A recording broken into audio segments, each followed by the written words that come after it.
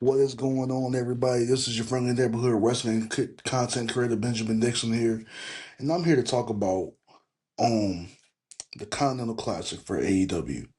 Now, for those of you guys who do not know what the Continental Classic is, Continental Classic is a round robin tournament that ends with the competitor getting a shot at the Continental Champion, whoever that champion may be at the time. This tournament started a few years back. And this is my second time around watching it. I watched it a few years back in 2023 when Eddie Kingston won it the first time around. When Eddie Kingston won it, and he faced up against John Moxley at the end of it. This year's Continental Classic is my second time around, as I said before, and this Continental Classic this year is very good. Um, for for about 6 or 7 weeks.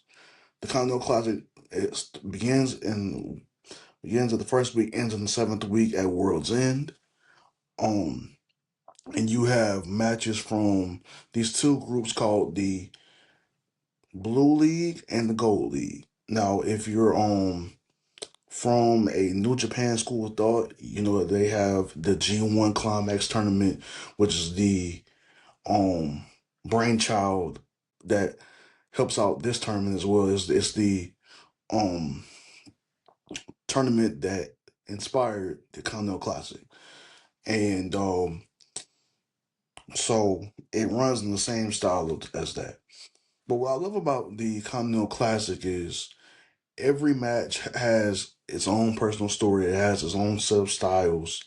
Um, you have a lot of different wrestlers that can just pop up and have just great matches.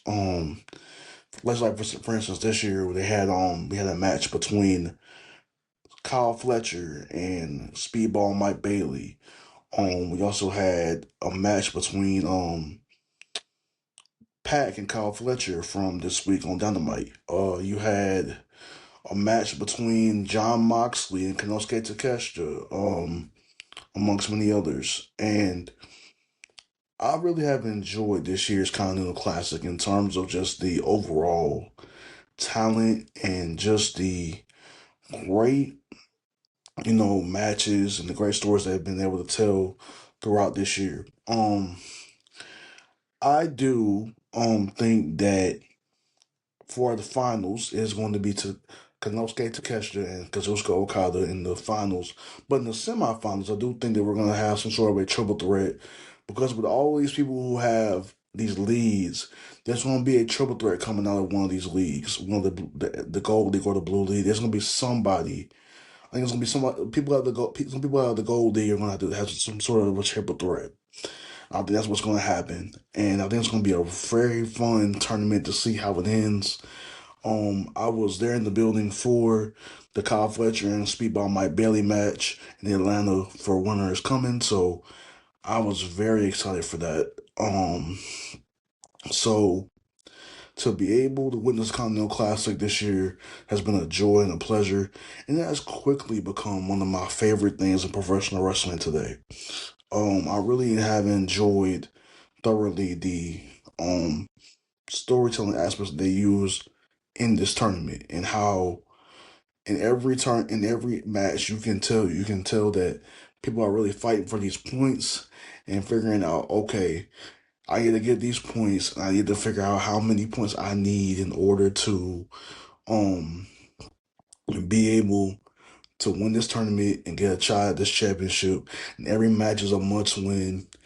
And even when they have draws, like they did with Konosuke Takeshita and Claudio Castagnoli, you have these matches where there's drama attached to it. There's so many things that you can just do in the Continental Classic that you will not be able to do otherwise. So this has been a great tournament so far. I cannot wait to see what happens next. I cannot wait for World's End. I cannot wait to see what happens in the future for AEW. This has really been a really cool year in terms of being able to see all these tournaments up close. So I'll see you guys soon. And peace. Have a great one.